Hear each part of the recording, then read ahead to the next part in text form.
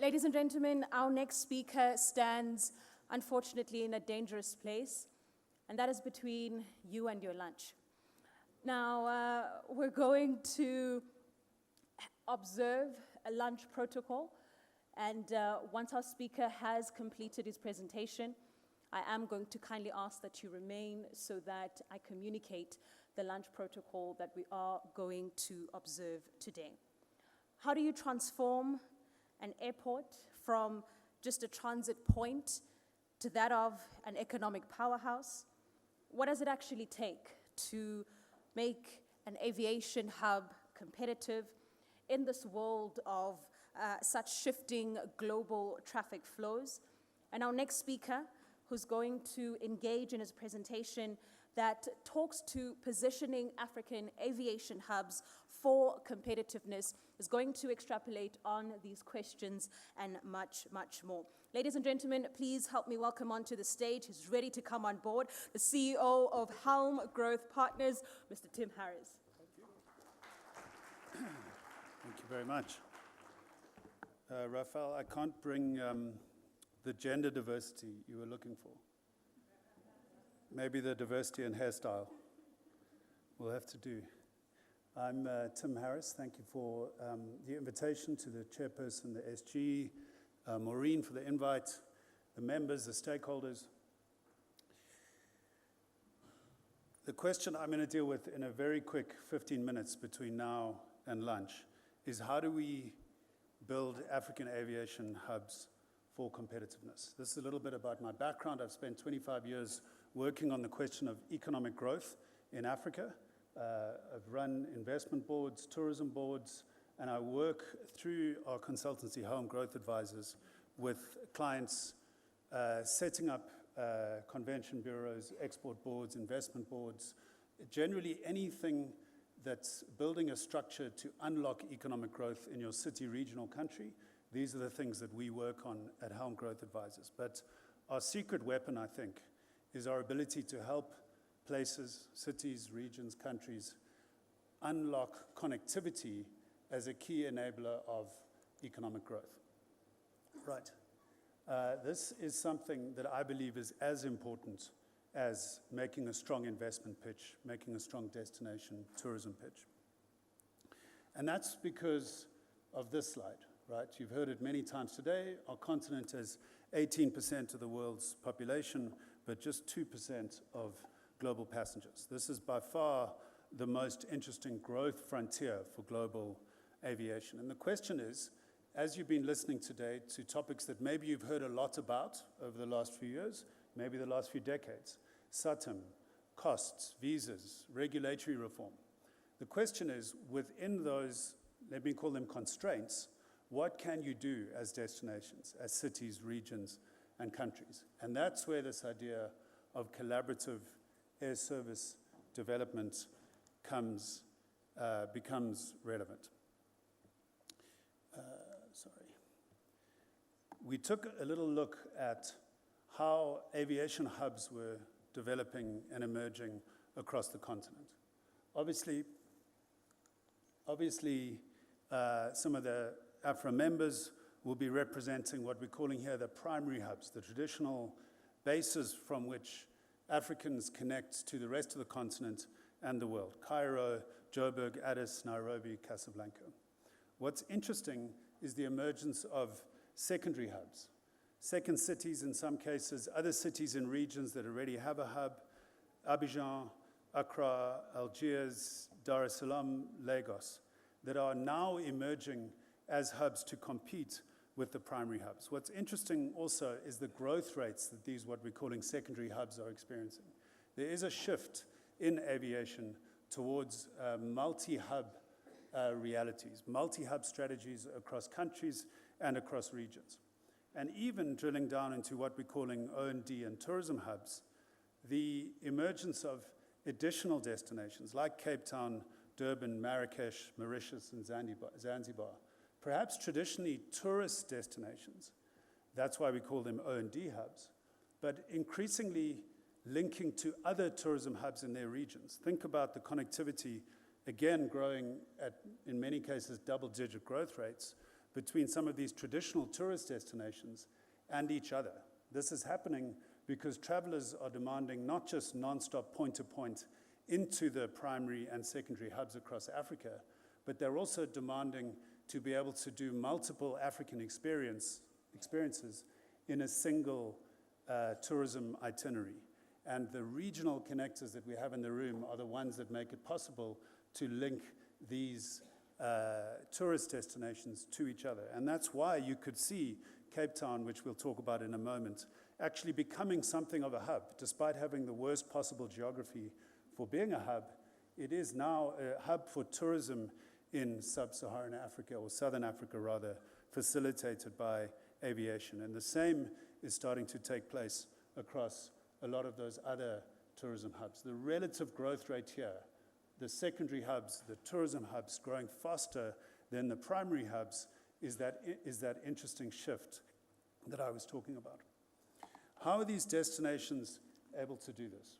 Here we've compared two different approaches to air service development, or ASD. The one is the airport-led approach, where the airport has a business development team that's out there meeting carriers and attempting to secure more aviation revenue for their destinations.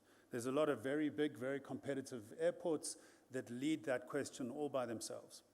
But there's an increasing number of airports like the ones on the right that work in collaboration with other partners at city level, regional level, government level, tourism board, investment boards, the private sector. We call that collaborative air service development. And you can tell by the design of this side which we think works better for developing hubs across Africa. Comparing these two approaches head to head, you can see our view on how doing this work collaboratively helps ensure the buy-in of more stakeholders. Turning air service development into something that matters to presidents, to ministers, to mayors, to CEOs of investment boards, to CEOs of private sector companies. That's how you get stakeholder buy-in, by turning your air service development into a collaboration. If you structure it right, you can also get higher speed in decision-making, which the airlines in the room will attest to being right near the top of their list. You can diversify funding sources. You can get better market intelligence. You can share the risk of new connections. And you can get more marketing and route support on a sustainable basis. These are the kinds of entities that are increasingly involved in these collaborative efforts. The ministries of transport and tourism, airports companies and the aviation authorities, the tourism boards, the investment boards, regional ministers and mayors, and associations and private sector companies trying to grow their business out of a region connected by an airport, perhaps with aspirations of becoming a hub. I wanted to talk about a couple of case studies that we've worked on over the past 10 years.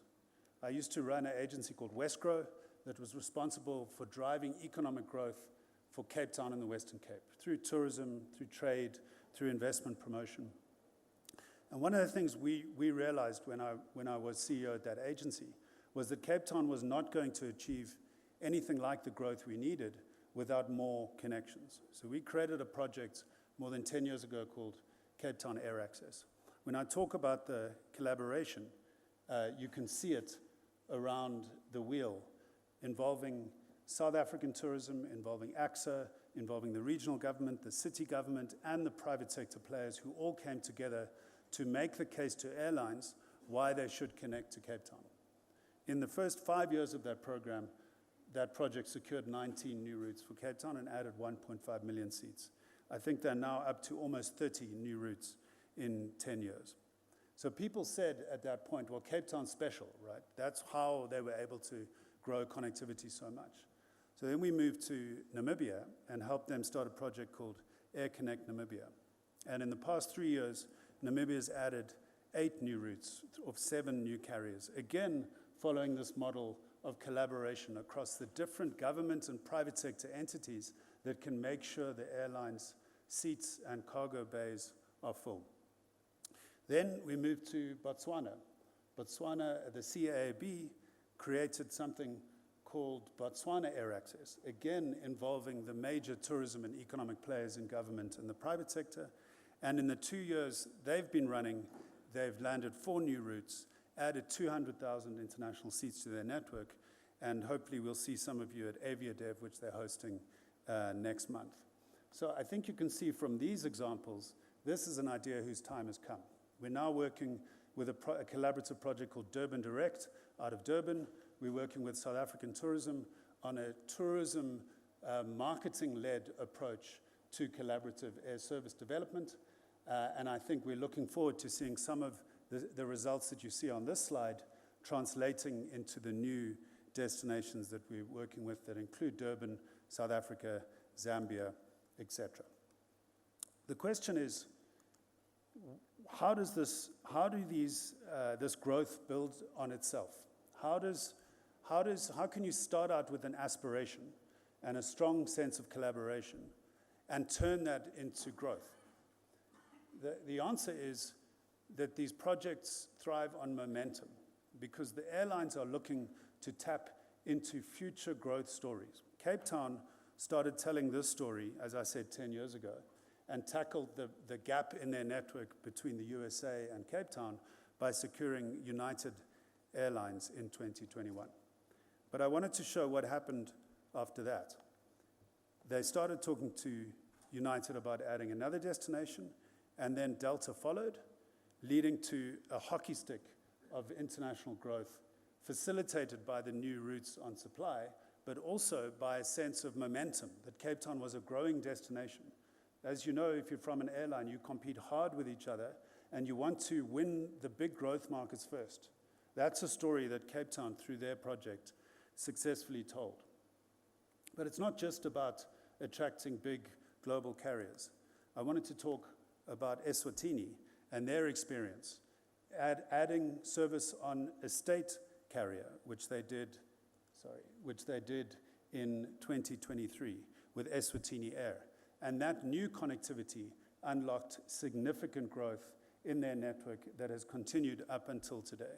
Different models for achieving that momentum and growth, but I think you'll agree, both significantly impressive performances from some very different emerging hubs in Africa. So the question is, what is the story that you're telling as a destination to carriers? We think it needs to be a diversified and credible growth narrative. It has to cover tourism.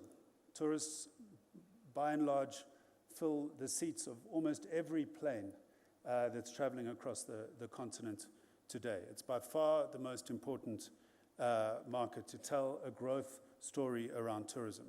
But of course, the front of the plane is all about corporate ticket sales, about business, and increasingly about premium leisure. So being able to tell a story of diversification in your city, region, or country, and how the headlines are driving that momentum, driving this narrative that your destination is one that the carriers need to start paying attention to. That means if you're doing a strong business case as a destination, you're working with your partners, ideally across business and government. You're talking about how the collaboration sits at the heart of what your airport is doing. You're talking about the economic landscape, the trade, particularly the air freightable trade that can help the airlines fill the belly, FDI, talking about growth momentum, tourism, other ad hoc industries that might be emerging in your destination, obviously airport infrastructure, carrier support, and then we put last, aviation data. Your story has to be contained in the data, but the truth is everybody has the data. So when you're looking ahead into data that hasn't emerged yet, it's about telling this growth story on the top of the slide. Now, a lot of these programs that we work on, everybody gets very excited about attracting new services, new domestic routes, new regional routes, new international routes. But we always caution our clients that the number one priority is to look after the carriers that are already committed to your destination. It's much, much easier to retain a route than it is to get a new one. Once you've prioritized retaining your carriers that service you, you can work with them on expanding their service. Bigger planes, year-round, more frequencies. Only once those are done, only once you've looked after your committed carriers, should you look at route introduction. And our experience is if you get that right, it creates significant outcomes for a business case-driven, collaborative air service development program. But obviously a program like these that are emerging across the continent and driving this growth of secondary hubs sometimes walks into external constraints. One of those is what happened in the last few months out of the Middle East. And I just wanted to talk a little bit about the resilience of these programs. So we all know what happened, the impact on African carriers connecting to the Middle East, the massive impact on Middle Eastern carriers connecting to Africa. And I think as a continent, we felt our reliance on the Middle Eastern superconnectors in the last few weeks. And of course, even today, an uncertain prospect for aviation out of the Middle East. I wanted to talk about how two of the superconnectors were affected.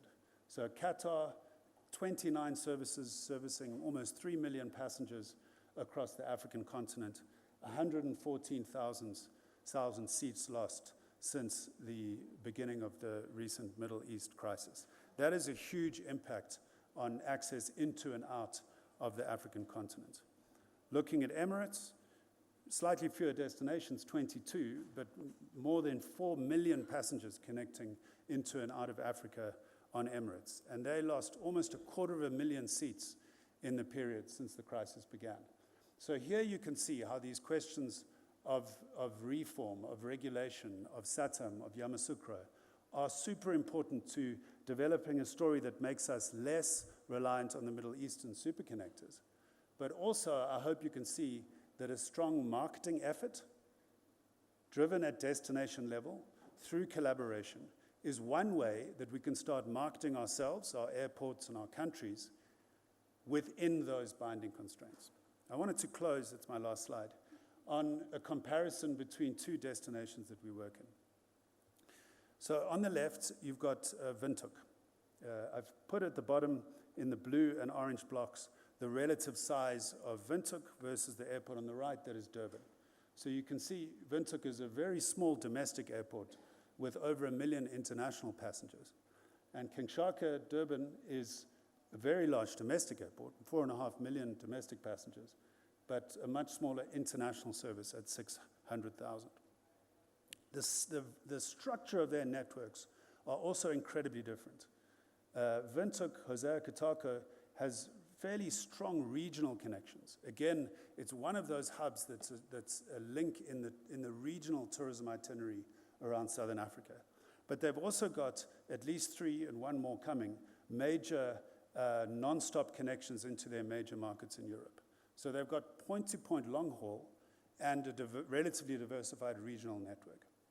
Durban has exactly the opposite. They're essentially dependent entirely for international connections on the Middle East and Istanbul, with only a couple of regional connections. This shows the resilience of the two models in the face of the Middle Eastern crisis. Because of the lack of Middle Eastern connectivity, Windhoek was much more resilient. They only lost just under 2,000 seats in the period that we've been analyzing, whereas Durban lost almost 20,000 seats. So if you're sitting not just as an airline, but perhaps as a destination, an airport, a supplier, the question is, when you're doing ideally collaborative air service development, when you're thinking about how to work with partners to grow your airport or your region's connectivity, what is the structure of the route network that you want?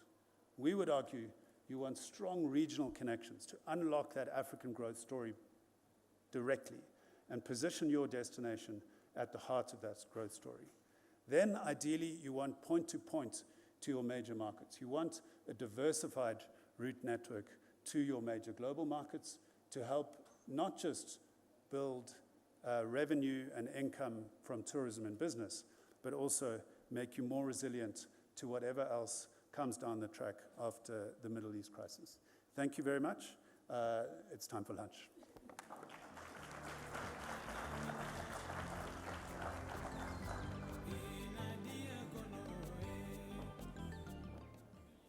Thank you once again to Mr. Tim Harris. I think his presentation really reminded me on our conversation, or rather the addresses that we had this morning, and particularly from Mr. Sashiwe, who was talking to the art of unlocking the multiple possibilities there are. And I think the presentation was really a showcase of what it is to come, and the revenues and the avenues, rather, that we can take in order to achieve and succeed that. Ladies and gentlemen, speaking of lunch, before I do that, I do want to take the time to acknowledge the organizations that are responsible to ensure that we have lunch, and we have lunch in multiple venues. So please allow me a moment to acknowledge our sponsors: Air Traffic and Navigation Services. I see we have a representative. Airbus, Airports Company South Africa, the Agency for Aerial Navigation in Africa and Madagascar, Boeing, Flight Safety Foundation, Kenya Airways, Petro SA, Santon Convention Bureau, SGA Angola, South African Airways, South African National Space Agency, the South African Civil Aviation Authority, South African Tourism, Turkish Airlines, and Vivo Energy. Might we honor them with a round of applause, ladies and gentlemen, as they're going to hear us into this lunch that we are about to receive.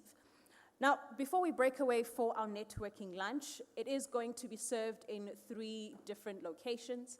The very first one will be in the foyer, and it will be a standing lunch.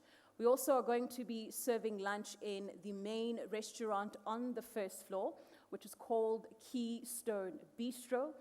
And lastly, our 3rd location, if you have the orange lanyard on your boarding pass, we kindly ask that you join us at the archery, which is also on the first floor. As you take the escalators or the stairs to the first floor, the archery is located to your right, and Keystone Bistro is located to your left.